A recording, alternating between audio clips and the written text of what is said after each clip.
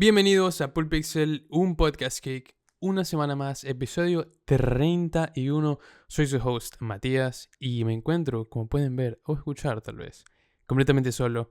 Siempre habrá un episodio, a pesar de que a veces tenemos conflicto de calendarios o demás.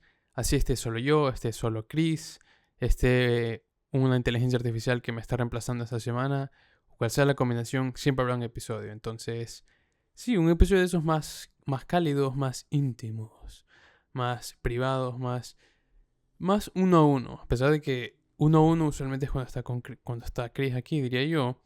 Pero igual es un uno a uno entre yo, su host, y el espectador. Así que no se preocupen, ya saben, Pulp Podcast, empezamos ya mal. Pulp Pixel, un podcast geek, encuéntranlo en YouTube, Spotify, síganlo, comenten, compártelo con el link en tu vida, hazle saber qué es lo que está sucediendo en este planeta de todo lo que es cultura pop, se podría decir, bajo el sol. Así que ya saben, compártanlo. Y bueno, ¿qué de novedades en este momento es cuando nos preguntaremos, sí, ¿qué hay? Bla, bla, bla. Pues nada, aquí con un frío del hijuep, ya estamos entrando aquí en la época del frío. Y la verdad que un mierdón, no me sienta bien. El ver gris constantemente creo que es una destrucción del alma humana. Pero aquí estamos, un poco más abrigados, más de lo normal. Y nada, como siempre, viendo que de nuevo, pensando en cómo informarles, pensando en cosas que valen la pena informarles. Así que diría yo que sin más delación, pues vamos a ello, y seguimos con mucho, podría yo, de lo que fue la destrucción. Bueno, no la destrucción, pero la posible destrucción de Microsoft. Y más que nada, no de Microsoft. Microsoft es una compañía multibillonaria que no creo que vaya a caer en ningún momento cercano, pero sí de Xbox. Esto es de un reportaje de Bloomberg. Ya saben que en Bloomberg siempre tenemos buenos reportajes, ya sea de Jason Schreier o en este caso de Cecilia D'Anastasio, que habla de cómo, básicamente esto fue la noticia, ¿sí? ¿No? Microsoft reportó que el añadir Call of Duty a Game Pass resultó en una pérdida de alrededor de $300 millones. Y bueno, creo que esto creo que da mucho contexto de todo lo que ha estado pasando con Game Pass últimamente. El incremento de precios, cómo han cambiado los tiers, cómo han cambiado cuando ofrecen estos juegos Day One, cómo han cambiado los descuentos que dan. Entonces creo que es un preámbulo un poco importante para saber esto. Así que esa es básicamente la noticia, que Microsoft perdió alrededor de $300 millones al poner Call of Duty en Game Pass. Ahora mi pregunta es, ¿qué necesariamente esperaban que suceda? Porque claramente van a perder dinero cuando pones tu franquicia, por no decirte de las más importantes, la más importante, sobre todo en ventas y en legado también como franquicia. Creo que es una de las pocas franquicias que son reconocibles mundialmente. Mi tía sabe que es Call of Duty, mi madre, mi abuela tal vez. Entonces no entiendo en realidad cuál era la estrategia de Microsoft al añadir Call of Duty en Game Pass. Por supuesto que tanta gente se va a unir que vas a tener muchos números y a la final muchas veces esos números son importantes porque luego esos números son los que se comparten a inversionistas y bueno, ya se sabe cómo todo es eso. Pero por supuesto que a la larga no iba a funcionar. ¿Por qué? Porque ¿qué es lo que hace mucha gente? Yo veo que Call of Duty, un juego que sale cada año, es un juego que yo siempre juego, pero también es un juego que, para ser honesto, creo que tal vez estoy en la minoría, pero igual creo que es un dato importante, una cantidad de personas importante las que juegan Call of Duty tal vez solo por la campaña, o bueno, eso es mucho menos, pero sí solo por los zombies o el multijugador lo juegan muy casualmente, tal vez en esa época donde recién sale el juego y está muy en boga hablarlo y jugarlo con amigos o familia o lo que sea. Tú pones ese juego en tu servicio de suscripción, millones de personas iban a hacer esto de unirse por un mes, tal vez 2 meses, jugarlo, pasarse la campaña, pasar un buen rato en zombies jugar el multijugador, probarlo, etcétera, subir de nivel, desbloquear todas las armas. Y después de eso, mucha gente iba a cancelar. Y claramente eso es lo que pasó. Entonces, creo que es una señal de cómo esta consolidación no en realidad fue algo bueno. En realidad, a ver, el modelo que ellos querían seguir no va a la par con los costos de infraestructura de mantener Game Pass. No se alinea, o al menos antes, y tal vez incluso a día de hoy, no se alinea el precio que te cobran por Game Pass, ya sea un año de Ultimate, perdón, un mes de Ultimate, o incluso del que ahora es Premium. Sí, ¿no? No se alinea con la infraestructura, con los costos de infraestructura. Entonces, si pones un juego como Call of Duty, cualquier otro juego de first party, digamos el siguiente Gears, que va a suceder, y lo pones en tu servicio, no va a darte los resultados que esperas o que necesitas.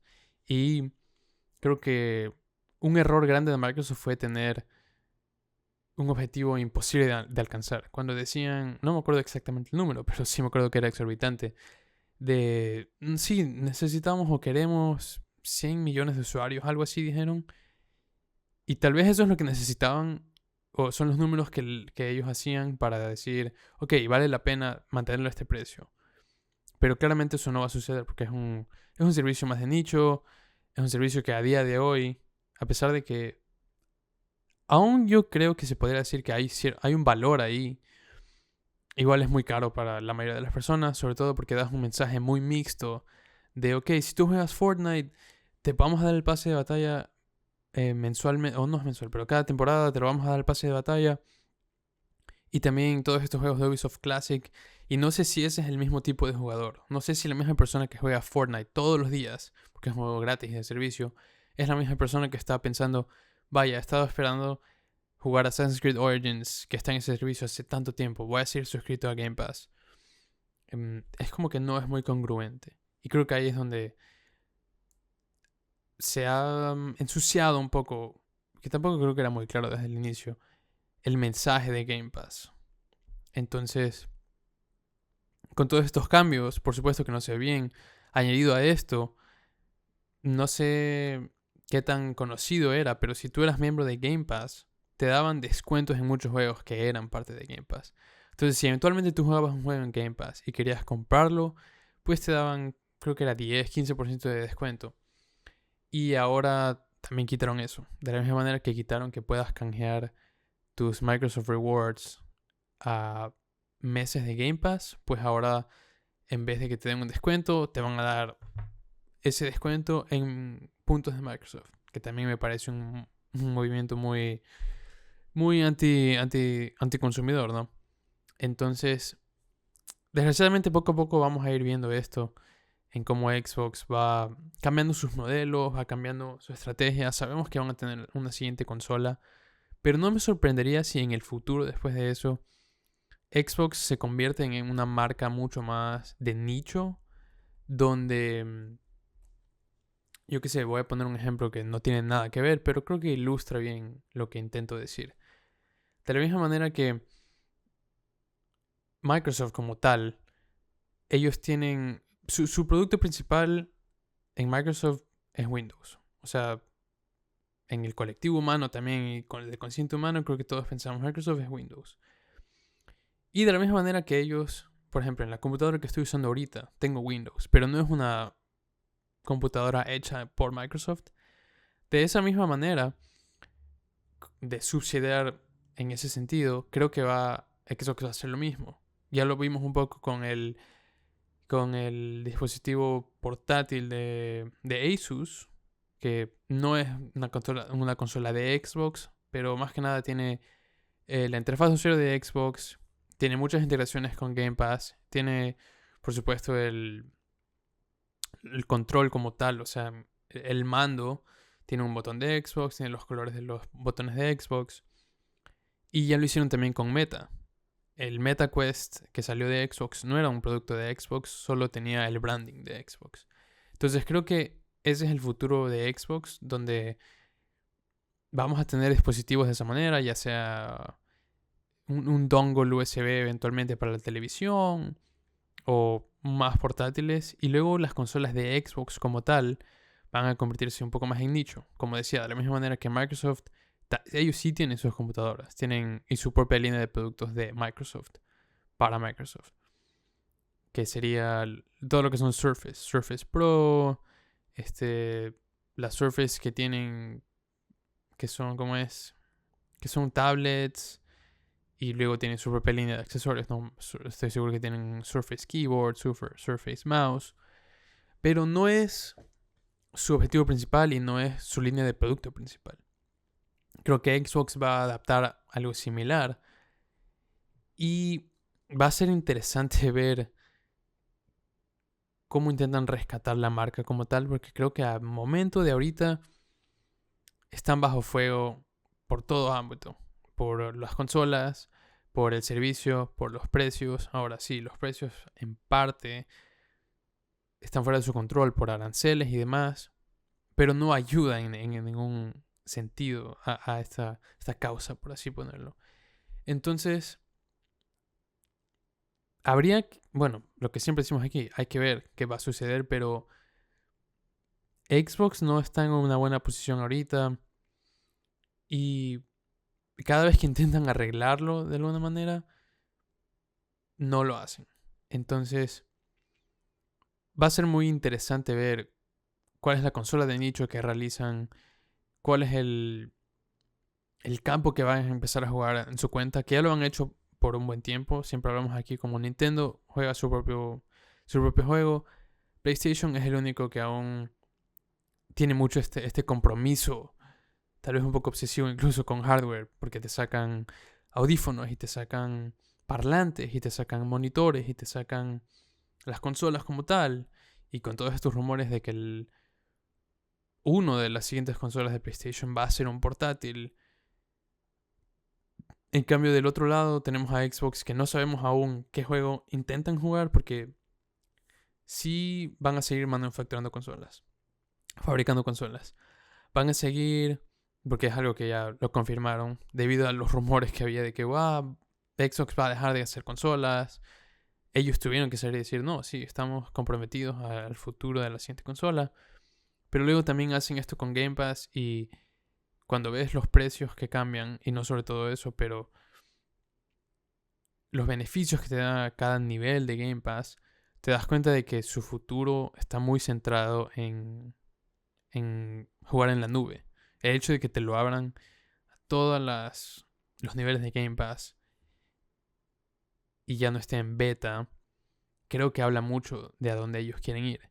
Entonces, creo que tienen que consolidar un poco el mensaje y pues si su compromiso es exclusivamente, no exclusivamente, pero enfocado más que nada en Game Pass, pues que tienen que decirlo y de esa manera creo que todos vamos a estar en la misma página de, ok, mira, ya sabemos que Xbox hace esto y ya en realidad no hace mucho de lo otro y de esa manera creo que también puedes setear cierta expectativa de tu marca sin que la gente esté comparando con, PlayStation hacen esto así, o sea, una vez que ya sabemos qué están haciendo, pues no hay comparación. O sea, de la misma manera que Nintendo usualmente no está en la conversación de que Nintendo no sacó este juego y PlayStation no tiene ningún juego y chuta, PlayStation y Nintendo, ¿cuál me compro? Ese tipo de conversaciones no existen mucho en el mundo gaming por la razón de que Nintendo juega a su propia bola. Tienen una consola portátil híbrida, pero su first party es como que su mayor atractivo. En cambio, Sony diría yo que es como intenta ser Apple en ese sentido de que quiere ser el líder en lo top de tecnología y quieren darte un producto que se siente y que sea premium. En cambio, Xbox tal vez un servicio que, a pesar de que tiene mucho en el servicio, no se entiende muy bien para quién es en específico. Y estoy seguro que mucho del servicio de Game Pass funciona en el hecho de que cuentan con que, yo qué sé, ves que sale un juego en febrero y es un first party. voy a poner, inventarme, Elder Scrolls 6. Entonces, cuentan con el hecho de que en ese día que sale el juego, o ese mes que sale el juego, estás jugando este juego, no lo acabas, y para cuando lo acabes, por ejemplo, ya te tienen que haber dado o te habían anunciado un nuevo juego, nuevo, brillante, atractivo para el servicio. Entonces, por supuesto que ellos cuentan con el hecho de que ni te des cuenta que estás suscrito, pero es difícil cuando uno, el precio es alto, y dos, pones esto de day one en tu precio más alto. Se hace mucho más difícil, entonces se hace más un producto de lujo. Y si hay personas que están pensando, por ejemplo, en el handheld, ese tipo de personas no van a coger tu servicio por el hecho de que estás ofreciendo Ubisoft Classics. Porque si hay una persona que tiene tu Xbox Rogue Ally X que cuesta $1,000, y es una persona entusiasta como tal. O sea, no todo el mundo va a comprar esa consola. Si de por sí ya es nicho, Steam Deck creo que tiene 3 o 4 millones de ventas o de usuarios, por así ponerlo. Entonces, claramente es un nicho. Pero si una persona ya compró una consola de $1,000, no sé si su objetivo es Game Pass. Porque al ser un entusiasta, lo más probable es que tiene una PC o tiene Steam. Entonces, bueno, lo que voy es que el mensaje es muy confuso.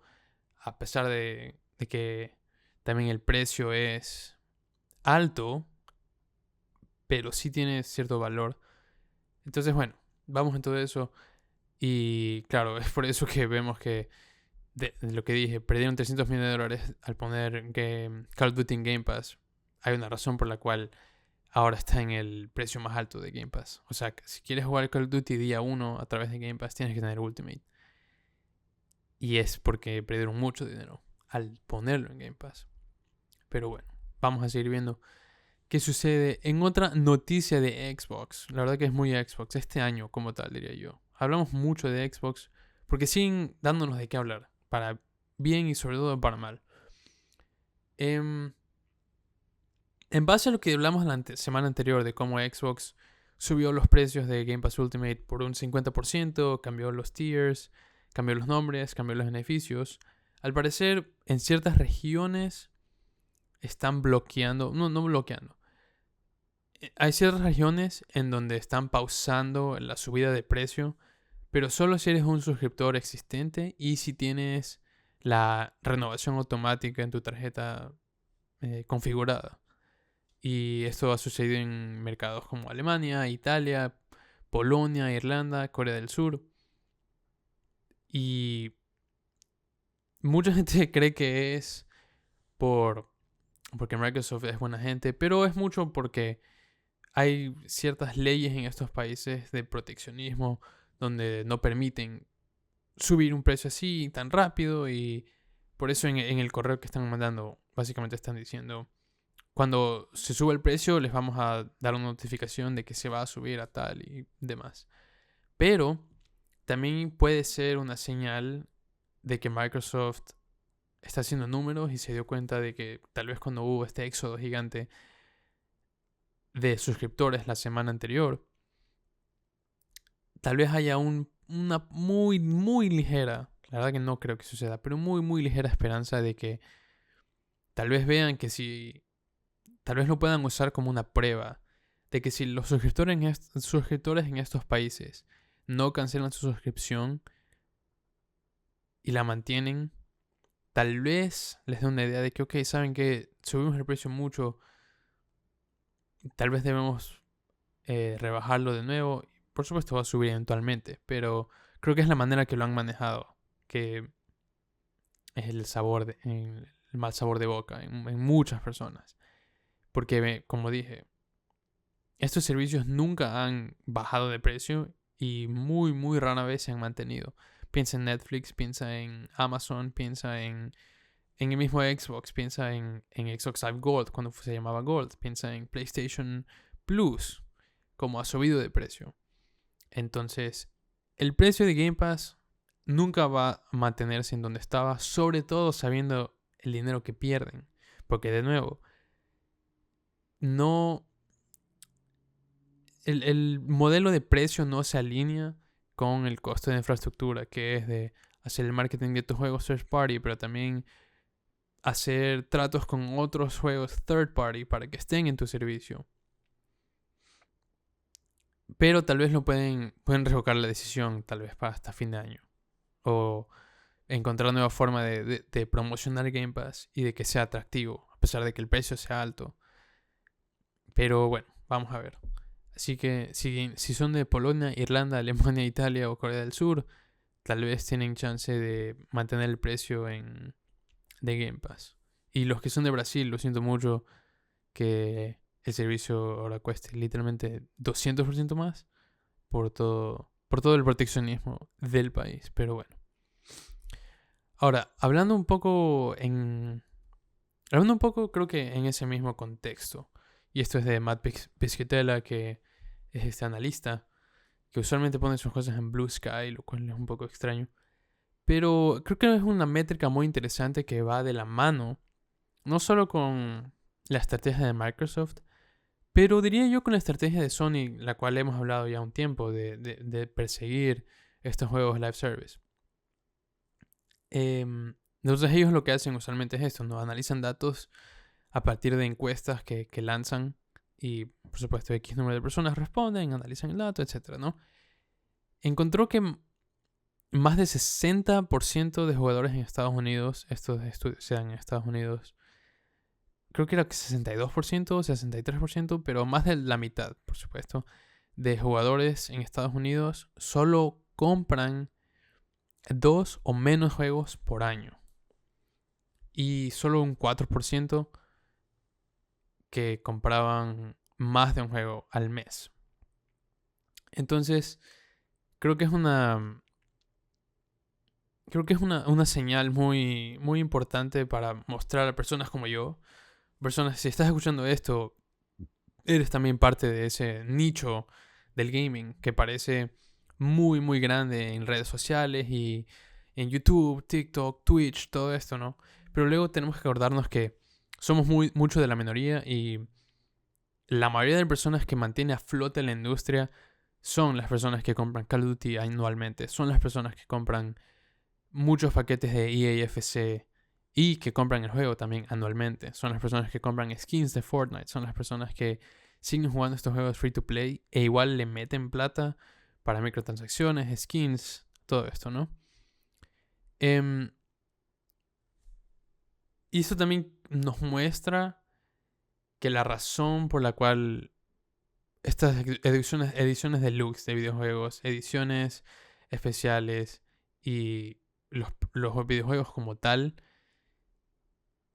hayan subido de precio y esta subida de precio se haya hecho más común. Porque claramente el 14% de esta población, que el 14% son los que compran juegos, más de un juego al año, son muy insensibles al precio. Entonces, estos precios están enfocados en ellos. Y esto dice mucho de por qué, por ejemplo, PlayStation necesita y tiene una estrategia tan agresiva con hacer un live service que funcione, porque claramente lo necesitan. Porque ahora mismo dependen mucho de que Fortnite tenga éxito, de que Apex Legends tenga éxito, de que EAFC tenga éxito.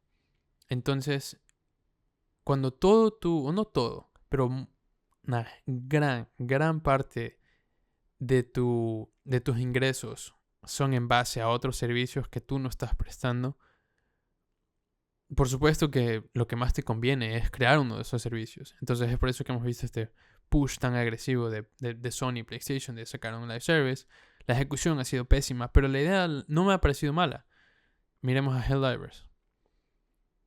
Y del lado de Xbox vemos por qué han estado empujando, o no empujando, pero han estado persiguiendo esta estrategia de Game Pass. Porque mucha gente no compra juegos. Y es mucho más fácil.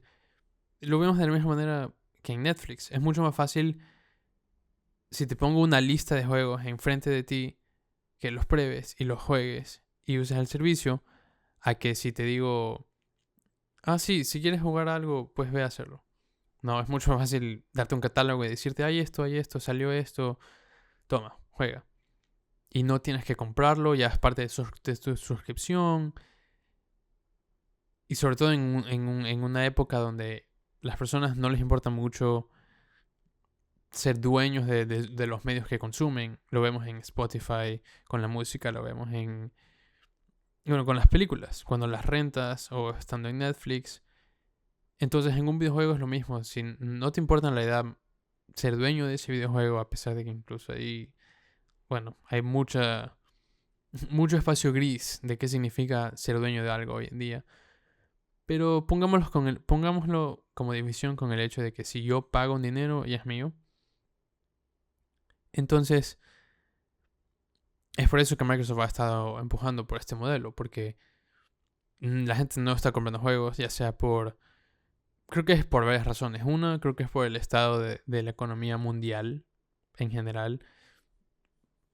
Todo es más caro y los sueldos en general no suben en base a la inflación. Entonces, por supuesto, tienes que empezar a cortar un poco estos hobbies que desgraciadamente jugar juegos, el gaming es un hobby de lujo, diría yo. Sobre todo porque si eres una persona que le interesan solo los juegos, como que los grandes juegos de un año, yo qué sé, hablemos de tu EAFC, Call of Duty, Spider-Man, por ejemplo. Entonces, si solo juegas esos juegos, vas a gastar siquiera unos $200, diría yo. Aparte de lo que cuesta tener la consola. Entonces es un hobby de lujo. Y, ¿qué es lo que estaba diciendo? Ah, sí, entonces creo que eso es parte de por cual no se están comprando juegos. Dos, el mercado siempre ha sido llevado por así ponerlo, personas más casuales, de que lo que les importa es, ok, salió FIFA, pues juego FIFA. Salió Call of Duty, me lo compro. Y a día de hoy creo que incluso es porque hay demasiadas opciones. O sea, creo que hay una saturación de oferta. Entonces, se juega un juego por un buen tiempo y luego para cuando sale otro juego ya salieron un millón más que tal vez pensabas jugar pero ya no tienes tiempo. Entonces, eso también es muy importante porque tienes tantas opciones y no todas son las mejores y no todas son buenas. Y tienes que escoger algo que valga la pena para tu bolsillo. Que se aproveche lo que sea que vayas a pagar, que a día de hoy son $70, $80, que es bastantísimo. Entonces, creo que esto muestra muchas cosas de cómo PlayStation está haciendo las cosas y por qué está haciendo las cosas. Y cómo Xbox está haciendo las cosas. Así que, básicamente, nosotros somos del 1%. Si escuchas esto y ya jugaste más de 3 juegos este año, somos del 1%. Siempre hemos sabido que somos el top 1%. Y ahora tienes confirmación. Así que ya puedes decir a la gente que, en efecto, eres parte del 1%. No les puedes decir de qué, pero lo eres. Ahora, hablando de Game Pass un poco, hablamos de un juego que estuvo en Game Pass y bueno, no solo en Game Pass, pero globalmente la rompió en términos de ventas, críticamente. Clear Obscure Expedition 33, uno que va a ser muy probablemente no juego del año, pero va a ser nominado juego del año. Va a tener una actualización gratis, donde va a haber un nuevo ambiente para jugar, nuevos bosses, nuevas ubicaciones. Incluso parece que nuevos diálogos, porque Ben Starr, quien hace de Verso, subió imágenes grabando líneas. Entonces claramente este juego esperemos que tenga incluso más futuro aparte de solo este update gratis. Ya ha hecho millones de ventas. El equipo está muy emocionado parece y para los que lo han jugado es muy evidente que este es un proyecto que le pusieron mucho corazón y es un proyecto muy de pasión de ellos. Y es un gusto ver cómo están agradecidos y nos están respondiendo a los que hemos sido parte de esa experiencia con una actualización. Entonces, Esta era solo una pequeña noticia que creo que valía la pena mencionar porque, de nuevo, Clair Obscur Expedition 33 va a ser un juego muy icónico de este año. Y creo que por la posteridad se va a recordar mucho el juego, no solo el juego como tal, porque es un muy buen juego, muy buena trama, el combate es fantástico, todo lo que ya sabe la gente que lo ha jugado, pero también porque la historia detrás del juego creo que es muy importante. Es muy inspiradora, es muy alentadora y también te muestra mucho la industria cómo es y cómo puede ser y dónde está el futuro de los videojuegos, diría yo. Siempre lo diré, los mejores juegos a día de hoy sí son los indies, porque ahí es donde está la creatividad, la innovación, donde está la falta de burocracia, de cinta roja que tienes que probar esto en arte, tienes que probar esto con el escritor, tienes que probar, etcétera. No. Entonces en los juegos indies, como no existe nada de eso, puedes dar rienda suelta a toda esa creatividad. Solo este año, veamos o pensemos en los juegos indies que han roto récords y han vendido muchísimo, y no solo eso, pero han sido muy, muy bien aceptadas críticamente. Clair Obscur es uno de ellos. ¿Es o no indie? Creo que es debatible, porque tienen un publisher y apoyo de Xbox, pero igual es un equipo pequeño. Bueno, pero Megabunk, para los que han estado jugando Megabunk, de la noche a la mañana fue un hit completo y fue un juego hecho por una sola persona. Clover Pit, otro juego indie que le ha ido muy, muy, muy bien. Silksong, otro juego indie. Y solo son esos tres en este año. A pesar de que no es un juego indie como tal, porque tiene una distribuidora muy grande detrás de ello, pero igual creo que en mi opinión se considera un poco indie por el trabajo que hacen y por el equipo que tienen. Es Split Fiction de Hazelight. A pesar de que, de nuevo, está respaldado por EA, es un equipo pequeño donde en realidad no hacen nada fuera, o mejor dicho, hacen todo fuera de lo común que se considera un videojuego. Y que, por cierto, hemos estado jugando Split Fiction con Chris. Vamos a intentar poner tal vez un cierto gameplay en el canal. No creo que lo hagamos porque ya lo empezamos y sería un coñazo empezar de nuevo. Pero estamos jugando, eventualmente van a tener un review de Split Fiction tarde, pero ya saben que aquí somos pacientes. No necesitamos, bueno, y chiros. No necesitamos y no podemos tampoco, por términos de dinero y tiempo, sobre todo, jugar todo lo nuevo que sale inmediatamente. Entonces, pero sí, estamos jugando el juego. En muy pocas palabras me parece fantástico. Entiendo por qué mucha gente cree que también va a ser nominada al año, a juego del año. De lo poco que he jugado, de lo poco que hemos jugado, perdón, creo que tal vez vaya a ser mi juego del año. Porque, al igual que lo hizo Astrobot el anterior año, es un juego que es muy divertido jugarlo. Se siente muy bien jugarlo, se juega muy bien. Es interesante ver dónde iba la historia. Los set pieces que tiene son increíbles. Sobre todo siendo un juego cooperativo, me parecen maravilloso. Es un juego muy, muy maravilloso. Pero sí, entonces solo este año hemos tenido un montón de indies o juegos más low profile que claramente han sido increíbles, ¿no? Ahora, ¿qué más tenemos que ver aquí? Oh, esto. Esto es de Steven Totilo en Gamefile, que también es un reportero que hemos hablado mucho aquí. Ubisoft canceló un juego de Assassin's Creed que estaba seteado post guerra civil de Estados Unidos. Hubiera sido hecho en el periodo de reconstrucción de 1860 por ahí, donde tú ibas a ser un ex esclavo como protagonista. Y bueno, claro, ¿no? Lo que ibas a hacer era liberar esclavos y pelear contra el KKK y todo esto.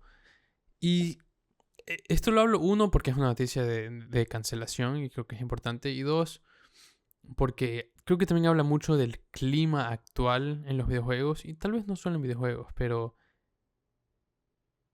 en el medio del entretenimiento como tal. Ya sea en películas, ya sea en series, ya sea en música.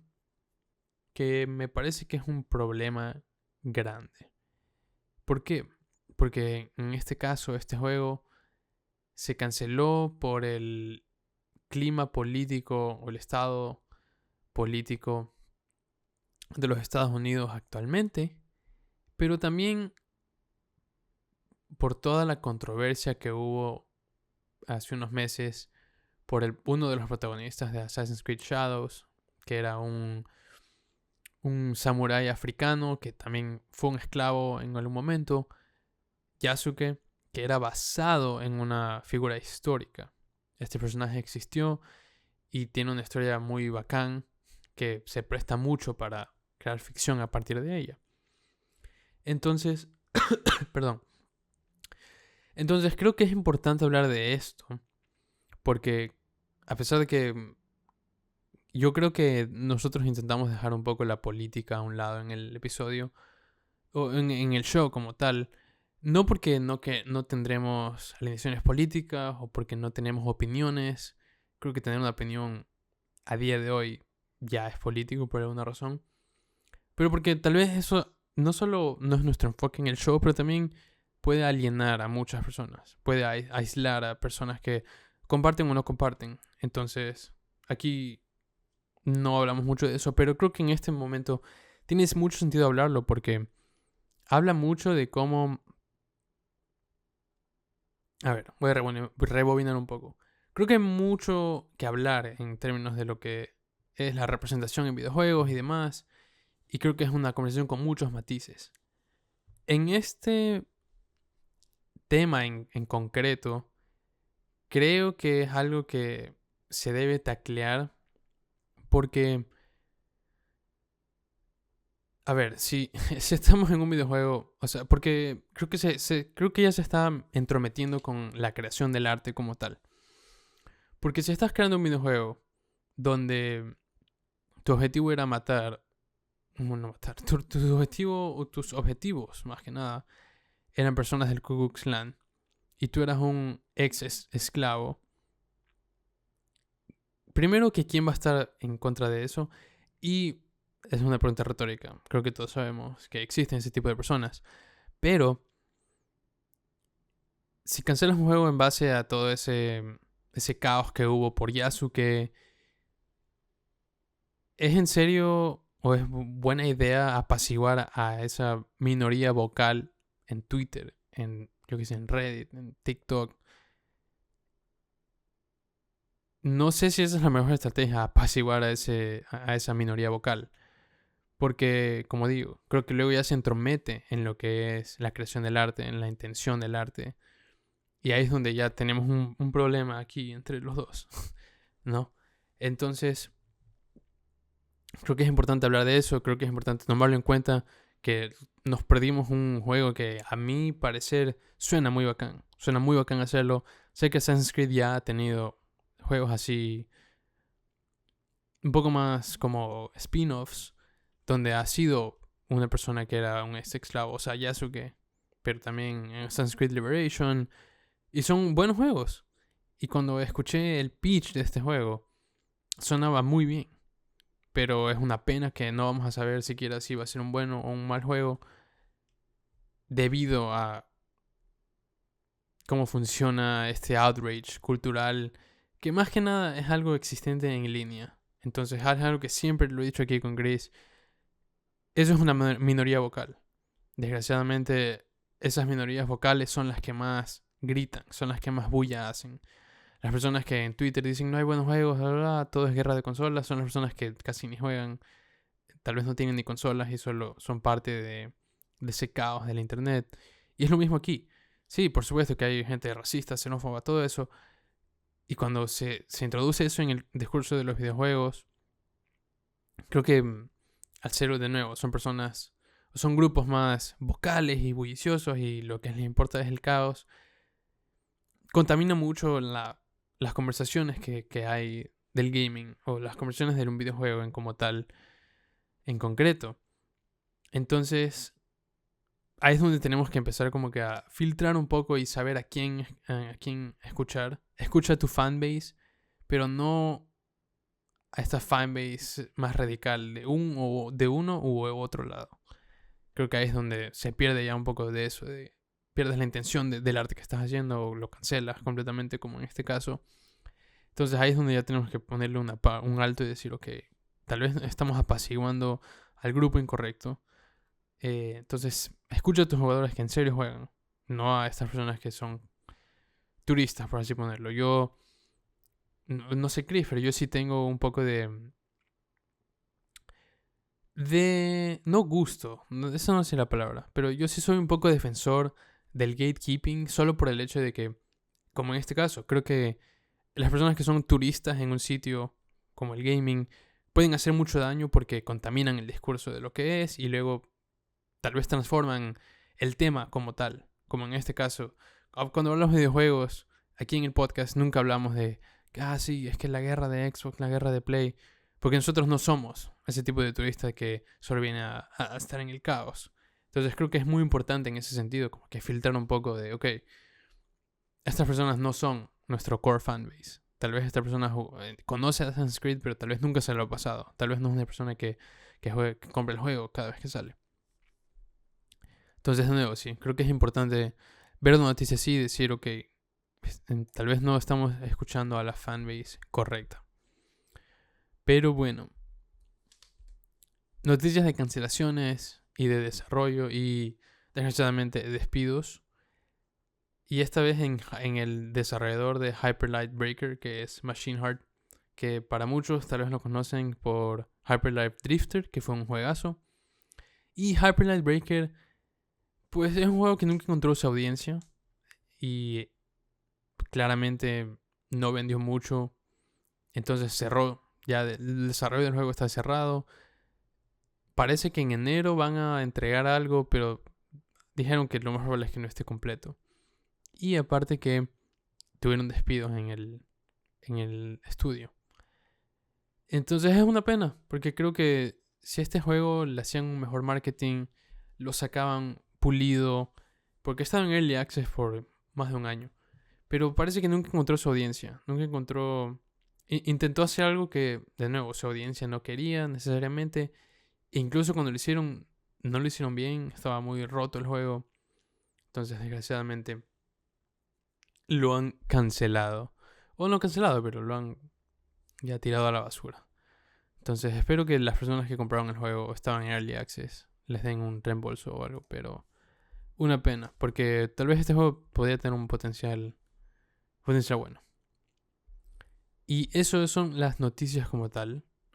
Creo que más que nada era lo de Xbox y, en mi opinión, lo de Assassin's Creed.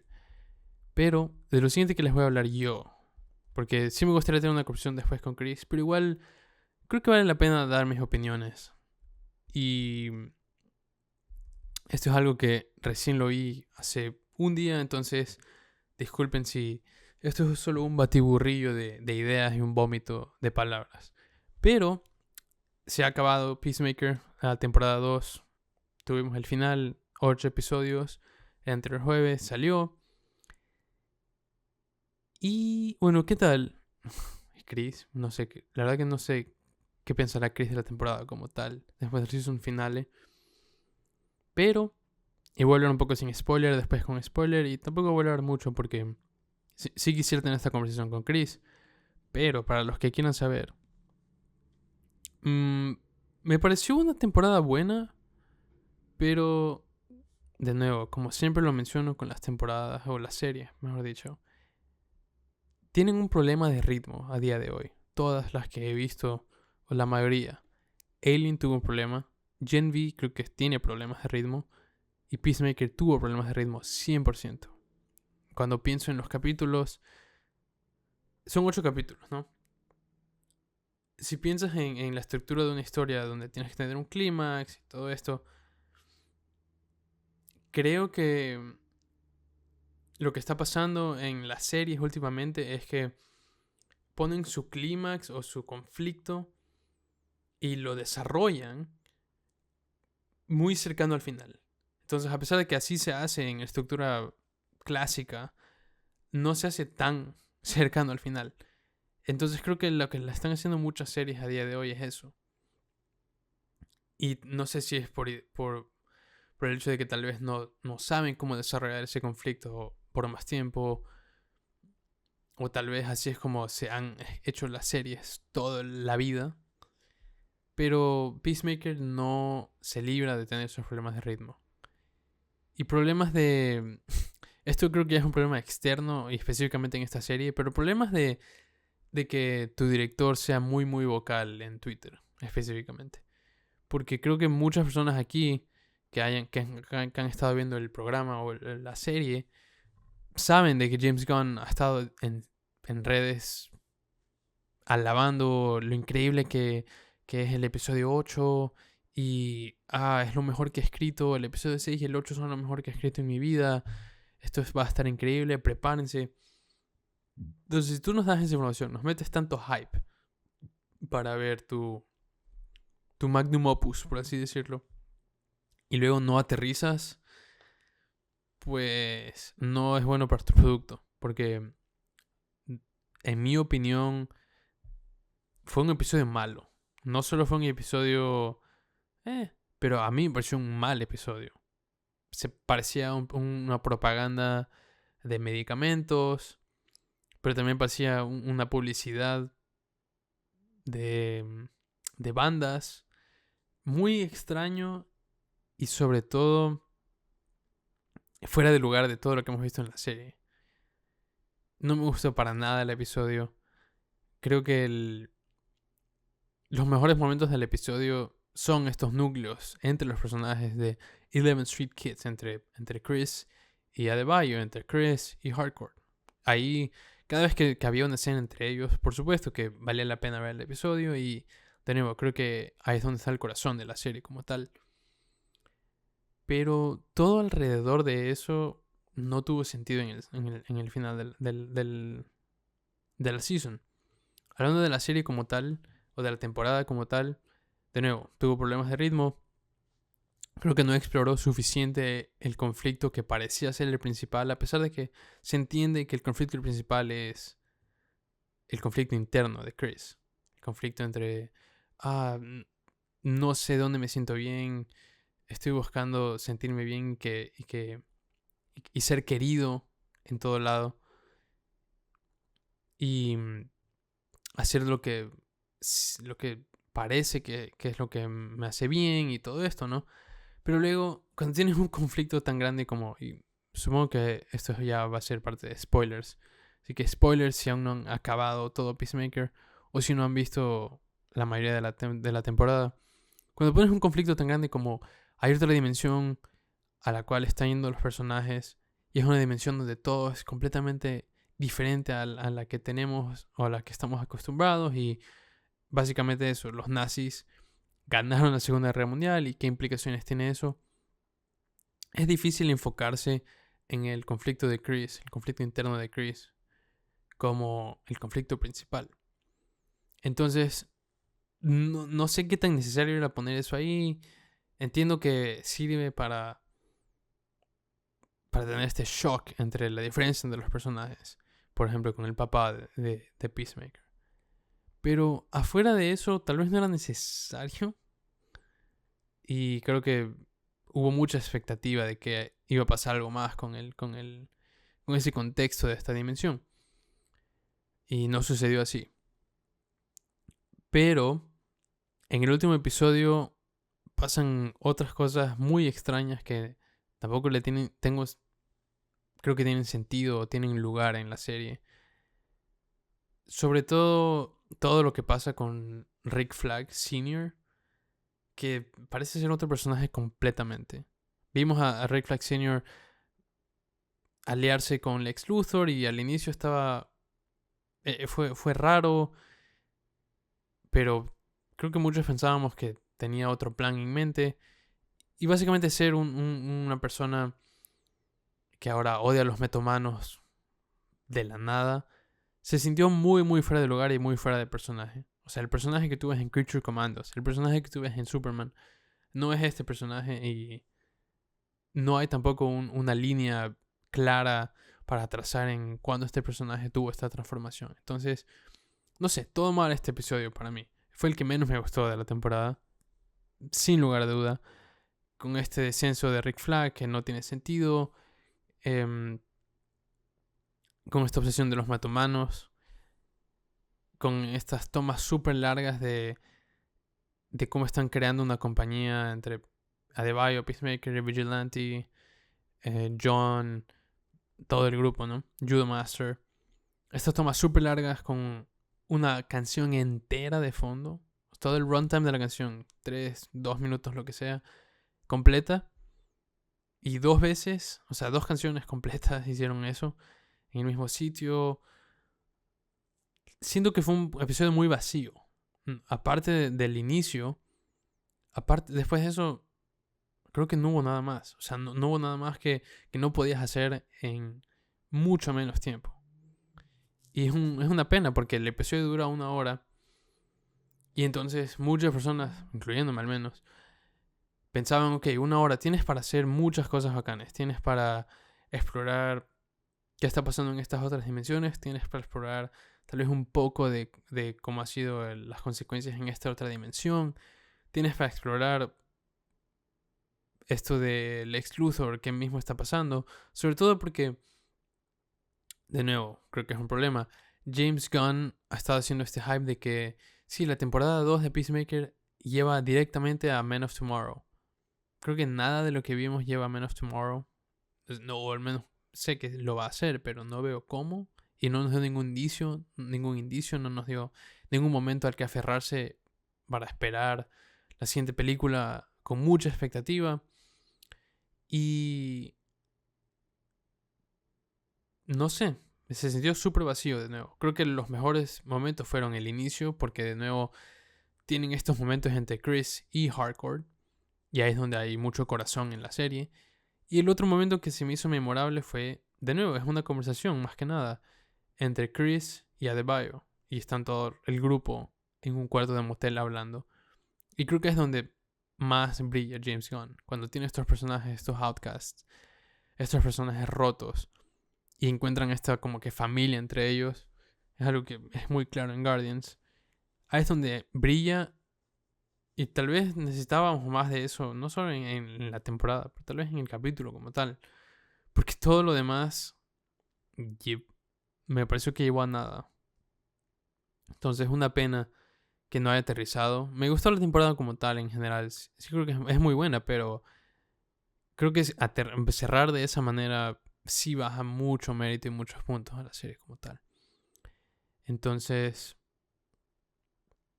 veremos qué pasa con el final de que por alguna razón Rick Flag Sr. está enviando a Chris a esta otra dimensión completamente solo. Veremos qué pasa con eso. Pero no se justificó ese odio a los metomanos como tal. Tal vez sea de Chris Smith, pero es también muy fuera de personaje. Entonces, no sé. No fue mi episodio favorito, claramente. Pero ya tendremos la discusión con Chris. A ver qué cree el de Peacemaker Season 2. Ay, hacer un monólogo de esta manera es bacán, tiene sus ventajas, pero una desventaja claramente es el hecho de que como estás hablando constantemente, necesitas agua. Y como no puedes hacer pausa, o puedes hacer pausa, pero queda extraño. Tienes muy seca la boca y la garganta.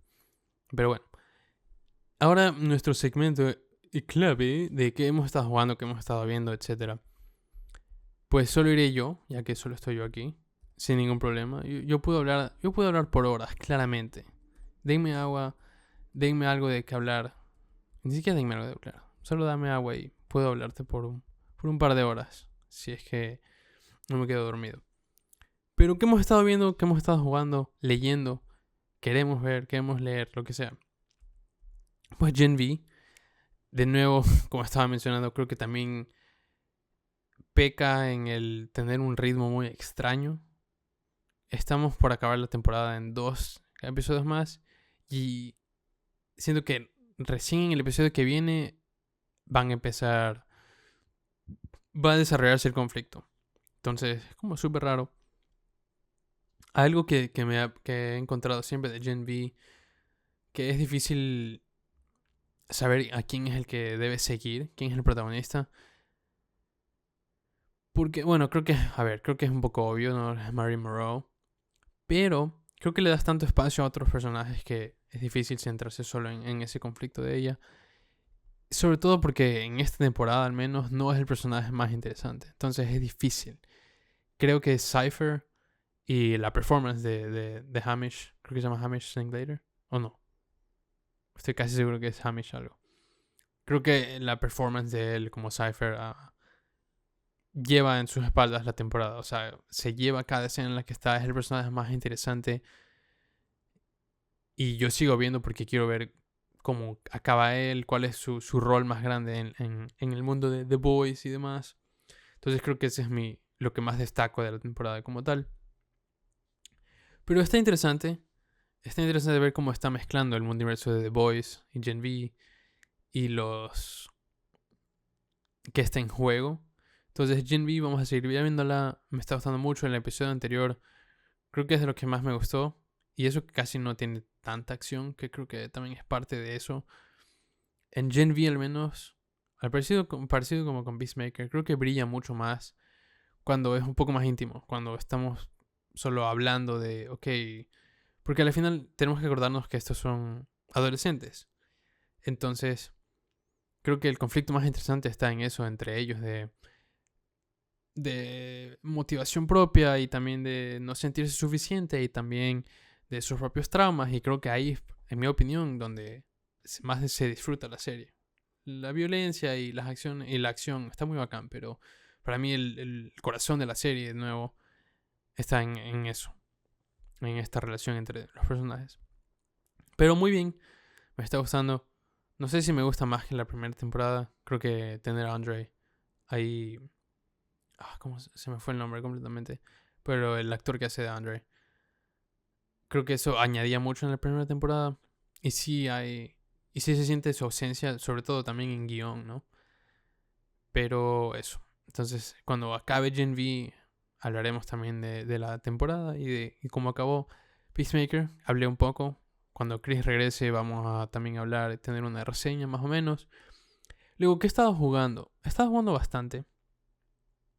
Entre una de las cosas que he estado jugando sorpresivamente, y cuando venga Chris de nuevo, voy a contárselo a ver cómo reacciona. Pero he estado jugando mucho, no mucho, pero he estado jugando una buena cantidad de EA FC 26. ¿Por qué? Estoy en no es una sequía de juegos, la verdad. Pero sí estoy en una sequía de juegos de multijugador. Por el hecho de que mi familia sí son mucho más casuales en ese sentido. Juegan Call of Duty, juegan FIFA o lo que ahora es EAFC. Y de vez en cuando juegan algo gratis como Marvel Rivals, Apex Legends, cuando estamos jugando todos. Entonces, por supuesto, recién salió EAFC, el nuevo, el 2026. Y ellos lo están jugando muchísimo. Entonces, como yo he estado en una sequía de juegos sociales de multijugador así, he estado jugando EAFC y también creo que ha sido interesante ver cómo funciona el juego, siendo un turista, como ya lo mencionaba.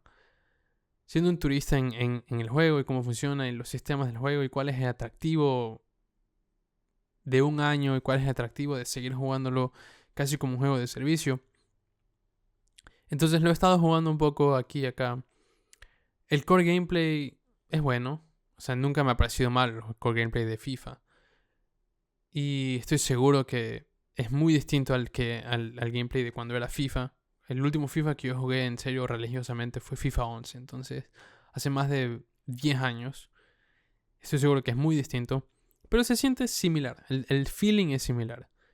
Y luego es muy interesante ver cómo el enfoque de FIFA a día de hoy es Ultimate Team y cómo son cartas. Literalmente es un juego de cartas, si te pones a pensarlo.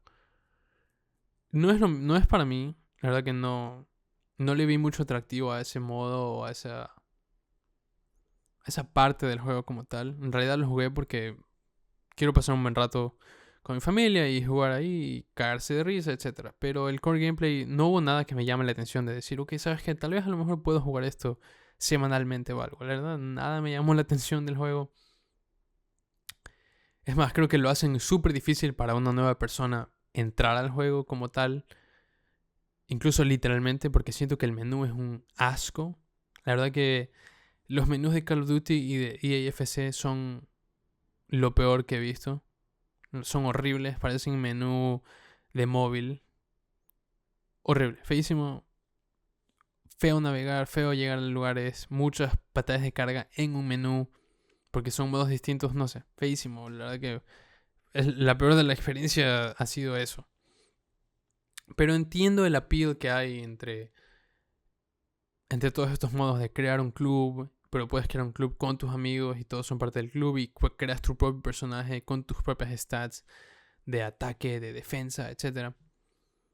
Y de ahí también veo el appeal, veo el atractivo en estos modos distintos de rush y juegos más cortos y demás. Entonces ha sido interesante ver eso desde siendo alguien externo y por primera vez adentrarse un poco. Entonces he estado jugando un poco de EFC 26. Luego he estado jugando The Alters. Me parece que sí lo mencioné en las anteriores semanas.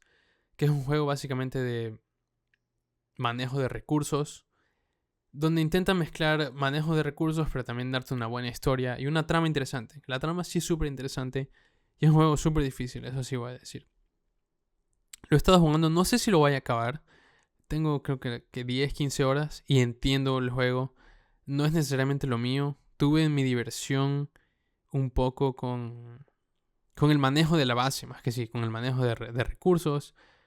Pero sí se hizo muy tedioso por la dificultad, porque es de esos juegos donde estás siempre bajo presión. Entonces tienes que estar seguro de que asignaste a este tipo de persona a hacer un trabajo en específico porque es más eficiente, pero también tienes que ver que todos tengan comida. Rebobino un poco para que se entienda un poco el juego. Es uno de manejo de recursos donde tú estás en un planeta aislado y tu única forma de sobrevivir es básicamente crear clones tuyos que son creados a partir de distintas decisiones en tu vida. Entonces, yo qué sé, si a los 15 decidiste no ir a la escuela, puedes tú tomar una decisión de ir a la escuela y ver cómo sería ese clon tuyo, este alter tuyo. Entonces, en eso se basa el juego y bueno, manejas tu base con tus distintos clones, tienes que manejar también tu relación con los clones, la relación de los clones entre sí, porque cada uno tiene una personalidad diferente. Entonces, el manejo de recursos está envuelto en toda esta historia. La historia es interesante. Me gustó mucho la actuación, porque es una sola persona el que hace de todos los alters. Y tienes que tener cierta particularidad de cada uno. O sea, no podrías hacer la misma voz para todos. Pero sí tienen que ser la misma voz, pero no. Entonces eso ha sido muy, muy bacán ver como la diferencia y demás. Pero es un juego difícil y muy tedioso. Entonces no sé si lo voy a acabar porque estoy en ese loop, en esos juegos básicamente de que, chuta, tienes un tiempo límite para hacer esto y si no lo haces es game over, entonces tienes que recargar tu partida anterior, pero como tu partida anterior ya tiene seteado todo para que falle, tienes que hacer una más, tal vez una incluso más, y tienes que pensar mucho más allá, como jugando ajedrez. Entonces no sé si lo voy a jugar porque no sé si lo voy a acabar porque es un poco no es muy difícil para mi gusto, pero no quiero estar en ese loop tedioso de que chuta, fallé. Aquí tengo que rebobinar 3 partidas de carga para ahí recién empezar este proceso porque toma 3 días hacerlo, etc. Pero lo recomiendo. Creo que es un muy buen juego. A pesar de que tal vez no lo acabe, veo el potencial en el juego, veo el potencial en la historia. Perdón, veo el potencial en la expansión de la base. Me pareció muy entretenido lo que jugué. Quién sabe si lo acabaré. Perdón. Pero The Alters está en Game Pass. Creo que en consolas también, pero es un juego de PC, la verdad. The Alters. De ahí empecé Nine Souls, que es un juego en 2D de combate y plataformas. Mucha gente lo dice de una manera muy corta, como un Souls-like en 2D. Entonces, es con esta animación en 2D. Un estilo artístico muy bacán. A mí me gusta mucho. El personaje principal tiene un diseño muy bacán también, me parece. Pero solo lo empecé. Creo que empecé Nine Souls también cuando recién salió hace un par de años y nunca lo acabé. Pero recuerdo que me gustó muchísimo. Entonces, literalmente puse play, me moví, salté 2 veces y lo dejé. Pero voy a seguir jugando Nine Souls 100%. De ahí, ¿qué más? Ah, sí. ¿Qué me vi? Me vi One Battle After Another, la nueva película de Paul Thomas Anderson con Leonardo DiCaprio, Benicio del Toro y Chase Infinity, que me parece una muy buena actriz. O sea, nunca lo había visto en nada, entonces por eso me parece destacarlo. Me pareció increíble. Tuve la suerte de verla en IMAX, no 70mm, pero sí IMAX. Y creo que si van a ver esta película, hagan lo posible para verla en IMAX. Merece ser vista en la pantalla más grande, con el mejor sonido posible. Creo que el mejor halago que puedo dar para la película es que dura casi 3 horas y no se siente como 3 horas. Muy pocas películas logran hacer eso y creo que es a partir de eso ya es una señal de que es una muy buena película y tiene mucho mérito. Memoria reciente de películas así para mí, Oppenheimer, 3 horas y algo, no se siente como 3 horas en ningún momento. Killers of the Flower Moon, la misma historia, me parece una película increíble. Y esta es otra de esas. Dura casi 3 horas, dos con algo. Creo que tal vez 3. Y sin hacer spoiler, es una película de un grupo radicalista que cree mucho en la libertad y demás.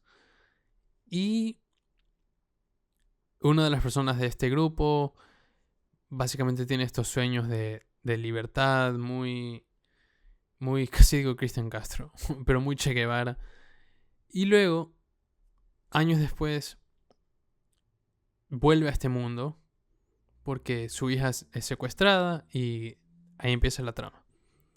Entonces, me pareció maravillosa. Los colores son increíbles. Me parece que está filmada de una manera tan única, sobre todo a día de hoy, donde creo que tanto películas como series todas se ven igual porque están iluminadas para que puedan ser disfrutadas en cualquier pantalla, sobre todo en tu teléfono. Pero creo que a esta película no le importa eso y la película es mejor por ello. La iluminación es maravillosa, las escenas de noche se ven increíbles.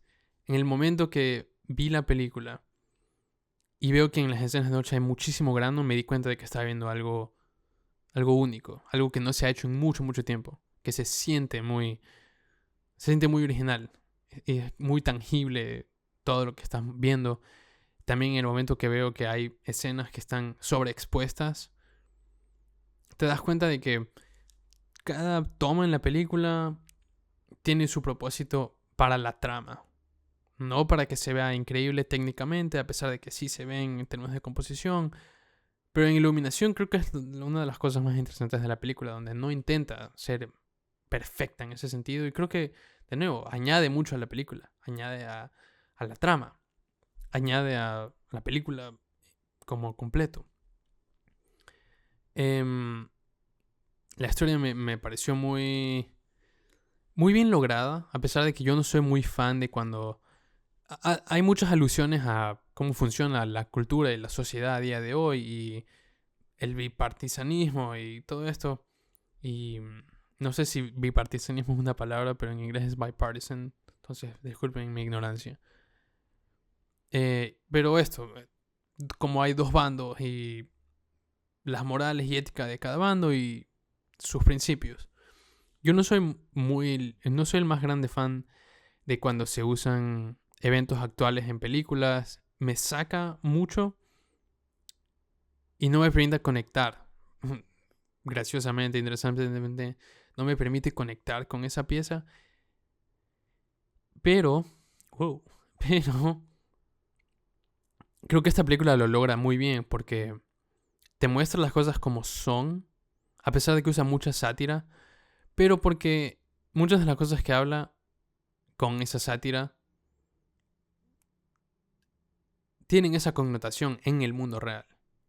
O sea, Si estamos hablando... Bueno, no quiero hacer ningún spoiler de nada. En realidad, creo que esta es una película que es mejor verla sin saber casi nada de ella. Pero lo que voy es que trata sus temas con una sátira que funciona muy bien. Porque no está satirizando para ridiculizar, pero bueno, sí. Pero también lo hace para demostrar la realidad como tal.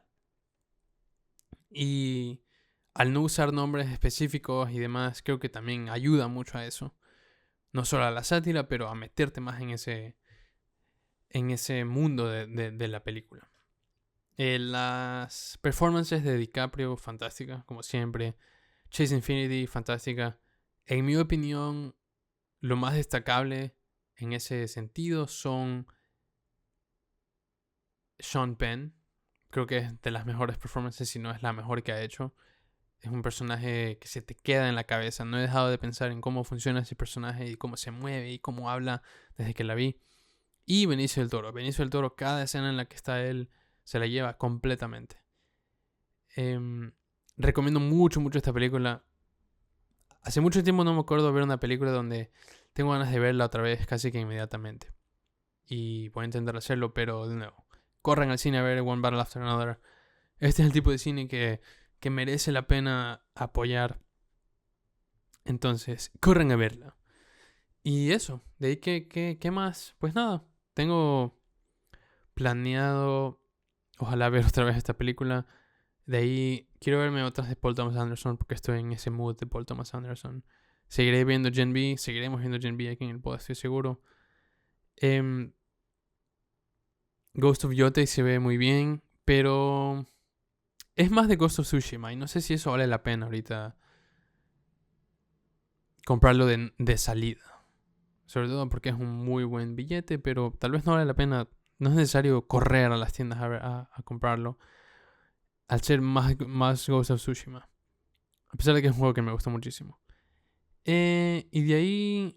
pues empecé a ver Devs también. Empecé a ver Devs, esta serie de Alex Garland. Creo que tiene ideas interesantes, pero no me ha enganchado del todo completamente.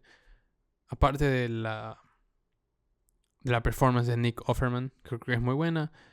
Pero sí quiero seguir viendo porque me parece interesante los conceptos que explora y quiero ver cómo lo sigue explorando y si llega a alguna conclusión o algún aterrizaje que valga la pena verlo en el contexto de la trama de la serie. Eso sí, el personaje principal de esta chica, creo que se llama Liu Cheng, una chica